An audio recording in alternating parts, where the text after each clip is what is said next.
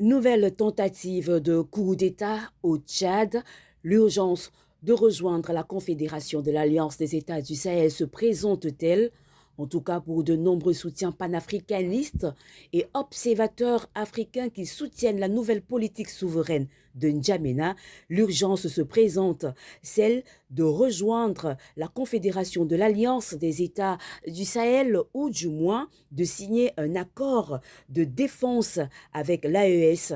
Ces soutiens n'ont pas manqué de remarquer la coïncidence avec le début du retrait des troupes françaises du pays. Pour de nombreux observateurs, N'Djamena devrait ainsi adhérer à l'AES ou du moins se rapprocher davantage de la confédération de l'AES afin que N'Djamena bénéficie d'un meilleur service de renseignement et d'éviter des graves erreurs sécuritaires qui sont davantage observées.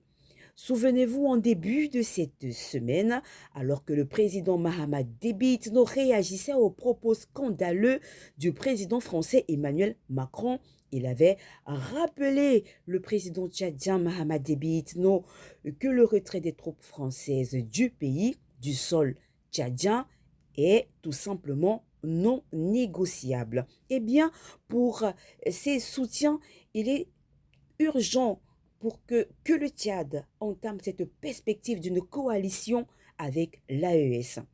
Le porte-parole du gouvernement au courant de cette nuit à la suite de cette attaque est revenu sur ce bilan.